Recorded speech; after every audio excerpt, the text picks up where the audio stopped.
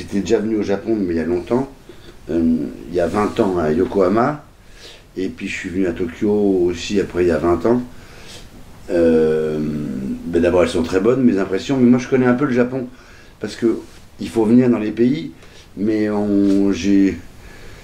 j'ai vu aussi beaucoup de documentaires, de films, alors c'est beaucoup moins bien que dans le réel, mais on apprend des choses sur les civilisations. Moi je suis très content d'être là, ravi. Alors j'ai pas eu le temps de beaucoup visiter parce que je suis venu pour le travail et pour le film, mais quand même je me suis un peu baladé, aujourd'hui je vais y retourner.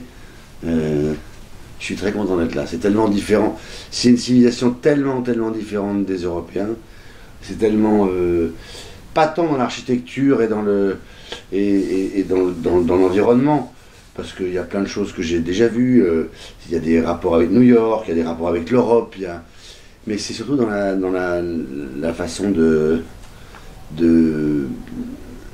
vivre des gens, un rapport à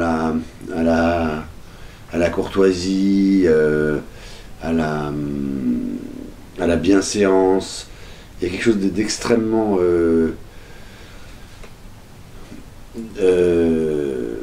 rassurant, d'un ancien monde qu'il n'y a plus ailleurs.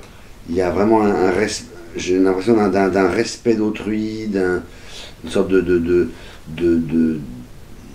politesse, de préciosité, de finesse qu'on retrouve nulle part ailleurs.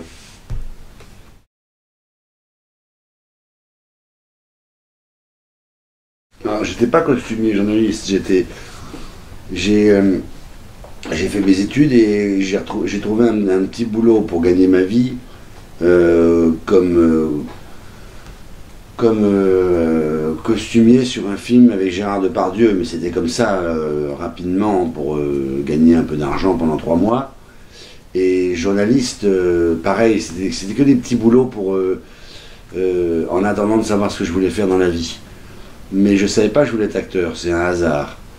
Je me suis inscrit dans un cours d'art dramatique, et puis du coup, une fois que j'avais payé, je me suis senti obligé d'y aller.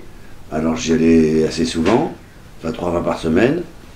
Et puis là j'ai commencé à apprendre des textes classiques.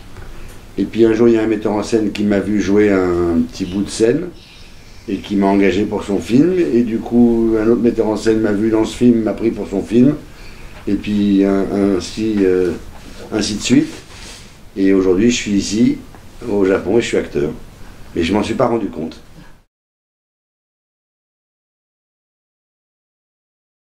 Je suis très fier d'avoir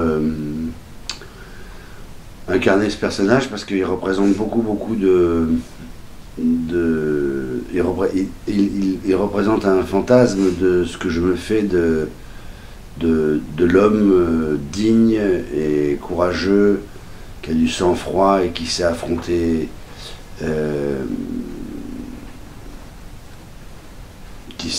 la vie d'aujourd'hui, et qui est capable de faire un sacrifice énorme en sacrifiant sa propre vie, son propre travail, son propre avenir, au détriment de la communauté.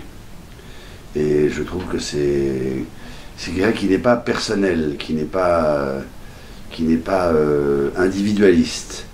Et c'est quelqu'un qui n'est pas prêt à faire toutes les concessions pour conserver son travail, qui a des valeurs, et qui décide de ne pas les transgresser à n'importe quel prix et à n'importe quel moment. Donc j'ai beaucoup d'admiration pour ce genre de personnages qui existent heureusement dans la vie réelle. Il reste encore des gens qui sont quasiment maintenant des héros, qui ne se plient pas au système parce qu'ils ont des convictions.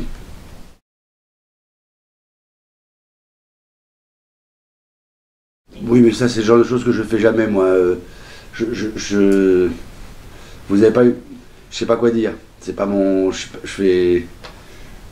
Je ne sais pas comment faire des choses comme ça, je ne le fais jamais. Je ne vais pas regarder la caméra et encourager les Japonais à parler français. Les gens ils font ce qu'ils veulent, si les Japonais ont envie d'apprendre le français, je serais très content et très fier. Mais je ne peux pas dire aux gens comme ça en regardant la télévision et en regardant l'écran, apprenez le français. Ils font ce qu'ils veulent. Je fais jamais ça, je le fais. Et si les Japonais parlent de plus en plus bien français, je serais très content aussi. Mais je ne peux pas leur demander.